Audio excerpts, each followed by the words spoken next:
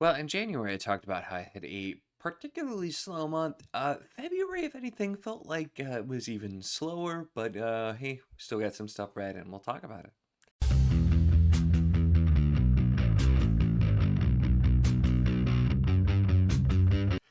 Hello, and welcome to my channel. In this video, we are going to be talking about everything that I read in the month of February, and it's also all of the things that I am still reading because there is a rather lot of that. I really slowed down, especially the last couple weeks of February. I feel like I was just getting very little reading done. Some stuff just busy outside of work, home stuff, all kinds of stuff going on, and so just didn't get a ton of my normal reading time in and pace. I am hoping to speed up a little bit in March because as we get in, I really need to get it kicked into gear. But we'll talk about everything that I did read which starts with The Justice of Kings by Richard Swan. I did do a full review for this and most things that we'll talk about here as always. But this one was, I had been curious to try this and I didn't fully know what to expect. And I didn't expect it to actually be extremely similar to Speaks the Nightbird by Robert McCammon, is what it made me think of, which that one's is a historical fiction. This obviously is fantasy, but a remarkably similar premise. And so this one, while I enjoyed, I thought there were some interesting bits with the world building. A lot of it did just seem a bit too familiar, and it just felt like some elements I'd seen before with a clerk for a justice, and as they're going in and trying to do, and so it's is one I'm a little unsure about. And the funny thing is I was still like, hey, I'm interested to see where this goes. And then I heard more things about the second book, and I'm not sure that it's going to be for me at all. But I may at least try the second book and see how it goes. Although my hopes are not high, just based on what I've heard. It sounds like it's going to do a lot of things I'm not going to be a huge fan of, and that my complaints from the first book maybe will continue. So I think overall it's a solid book. It's very well written. It does some things well. It's just the ideas it's following some of the plot lines and stuff just felt way too familiar to me, and that ultimately is kind of where I just landed on it being sort of and not so much for me. Although I know partially as well, some of the stuff that really you delve more into is like sort of the cosmic horror and those elements with the magic that you didn't explore a ton in this one. So I'm kind of curious about that because that sounds more interesting than at least the parts from here. Then the second book I've been very slowly reading. I made very little progress on, although I am quite enjoying, is Shadow of the Torturer by Gene Wolfe. This was a patron pick from Heidi for this quarter. My patrons, the high tier patrons, get a quarterly pick for something for me to read. And I plan to read this pretty slowly over about a month and just read like a chapter or two a night. And that turned into me barely getting any. I'm like 6 or 7 chapters in. It's one of those things where, I've been slowing down, not reading a ton in general, and I want to be able to really sit and focus. So I kind of just hadn't gotten to it for a little bit as I was reading other things, and then I just got to almost nothing for like a week. I did that, so I was really slowing down on pretty much everything, and that was a casualty of that. Although I'm very intrigued so far. I don't really know what's going on. I don't expect that to change anytime soon, because from what I've heard, you have to really like get through the whole thing, and then in some cases even reread to really know what's going on. But the writing alone was enough to pull me in, just with the prose and the style. It's very unique, and I'm very intrigued and already just feel myself kind of trying to figure things out and go along. So I'm going to continue doing that slowly throughout March and hopefully get that finished up. It's not a crazy long book either, so should definitely be doable, but we will go from there and see. So the next up I did When True Night Falls, which is the sequel to Black Sun Rising by C.S. Friedman. I don't yet have a physical copy of this one, so I was doing audio and ebook for this one. And I really enjoyed Black Sun Rising. I talked about it. It just was one that worked so well for me. And I ran into similar things here where I slowed down around the halfway point because I just was at that point where I was barely getting any reading done here. Although I did really enjoy this one. I think the first book slightly edges it out for me. Oh, look at this cover. Like the covers for this series are just some of Wayland's best work, I have to say. So much great stuff with the cover there. But once the beginning of this really pulled me in, and the ending was really good. And then I've been talking a little bit about it too, reading it with somebody else in Discord, and just talking to other people who've recently read the first book. And I am really excited to get to the third book. Book two here just gives you a lot more of the kind of the lore and the world building, and really brings more elements into the religion, something I always like exploration of, and it's such an interesting way that they have religion instituted on this planet as well. So a lot of the stuff that I loved about the first book, you get even more of, and it just sets up even bigger things to come potentially in the third book. Plus, there's a prequel that I really want to read that came out just a few years ago, which it sounds like follows the characters from the prologue of book two. So very interested to get to that one as well.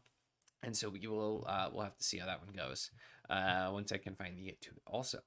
And I've also been working on The Prophecy of the Yew Tree by Ben Spencer. This one is a review copy that I've been doing on ebook. And this one I am enjoying. I did, again, this was hit with the 2 weeks where I barely did any reading. And so normally I would have been done with this much, much quicker because I was going through very quickly to start with this one. And I am enjoying it. It's one of those things where I can see some quirks of just a new author trying to figure out their voice with some of the writing style stuff early on. But the story it's telling I find pretty interesting. Centers around, of course, the yew tree, which is this tree that the leaves have prophecy, and so it's very carefully collected, so they don't want like any just random people having these prophecies. But there seems to be some forces at work that are controlling more stuff, and we have some different characters, including like a bard and a sort of like princess type character, as well as a sort of like general slash scholar type of character as well. So there's some different archetypes being explored in an interesting way, and the world itself is pretty interesting as well. And so it's one where I don't I need to finish it before I know like my full final feel, but something that I am enjoying and I think has potential because there's a lot of good here. Although again, some of the pitfalls of being a new author that definitely are present there as well. And then finally, something I did finish, though, is The Sheep Farmer's Daughter, which is the first book in the deed of Paxenarian by Elizabeth Moon. And this was our backlist book club pick for February. And I really enjoyed this one. This is very much military fantasy, and it's some really well done military fantasy. I'm not as big of a fan of that, and for me, the focus more on those military elements in the day-to-day.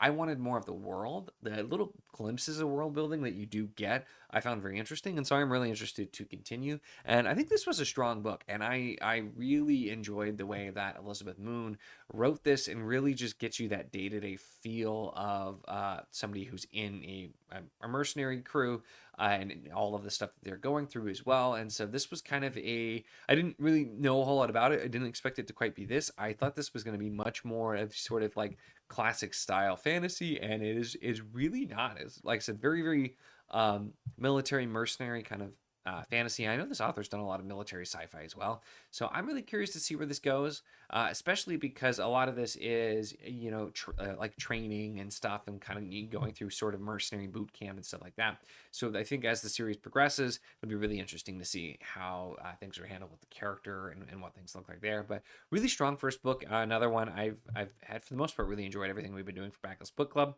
so it's been a good time for sure.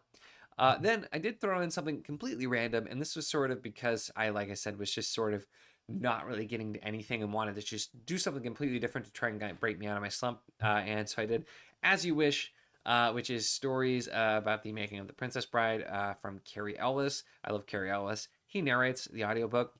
And then there are like little cameos where different people will pop in and say things a little bit, and they're little tidbits. So you have a lot of the actual like actors and other like people that were involved there talking as well, and just Carrie Elvis, who could read a dictionary, and I would probably love it and listen to it because I could listen to him talk all day. I really, really love this. This is one of those things where like I don't think I could write like a full review for this because it was just fun. If you're a big fan of The Princess Bride, this is like a must check out. It's nothing that's really earth shattering, although it was really kind of fun getting some behind the scenes type of stuff, and it just was a good time. It got the nostalgia of the movie, and just I really enjoyed this, and this was a lot of fun, indeed. Then we have the things I am still working on, which include Enchanter by Sarah Douglas, and this was a buddy read that I specifically asked that if we could continue in February, thinking I had plenty of time. Again, not counting on my slowdown. So I am like on chapter 7. I'm very, very early into this and have quite a lot to go. So I'm going to be working on this largely in March to get this finished up. Although so far I'm enjoying it as well. The first book was just super like, lots of 80s, 90s fantasy elements, fast paced, really interesting world building, lots of action, and a lot of really cool lore, and just a really fun time. And it was one I was really intrigued to continue and just hadn't gotten around to yet. We did the first book, and gosh, it was like August or September last year. So it was really overdue to continue. And I am enjoying this so far. I just haven't had a chance to really buckle down and get to more of it. So I'll be working on that. And then I did need to start something. I had nothing that I was doing on audio. So I started Plague of Giants on audio. Because I had to drive around for an hour and give my daughter a car nap and needed an audiobook. So I'm like, well, we'll do this one. I had tried this on audio years ago before I really did much audio and was struggling to follow it, although not really having that problem now. And I'll probably still multi-format this one, make through, but I'm intrigued. I remembered a little bit about the first part of it just because I had done a little bit, but then I've gotten further now, and I'm still not super far into this either. I didn't get much more than that hour while I was driving around. But it's just, this seems like this is going to be a really interesting setup for the world. And I like the storytelling mechanic and the bard who's like taking the shape of the different people of the story he's telling. And so it's cool. The idea of the kennings, there's a lot of good stuff here. So I'm interested to get more into it and continue. That really is it for February. I'm going to be doing a March video talking about some stuff that I'll read in March and probably into April as well. Coming up, I might kind of combine. I still have to figure that out though. Somebody asked me what I was going to be reading in March, and I took me way too long to figure it out and remember everything. So I'm going to get all that together and figure it out. But that's everything that I read in February. And yeah, like I said, a lot of stuff spilling over into March, way more than normal. But I'm trying to get through that and then just get through some more stuff that I want to get to in March and go from there. That's really it for this one, though. Make sure to give the video a like if you enjoyed it. Check the links in the description, as always, for the Patreon if you want to support what I do, as well as the Wizardly Enclave Discord if you want to chat books, whether any of these books, other books, really anything at all. It's a lot of fun. We'd love to have you. And, of course, if you enjoy my content, make sure to subscribe.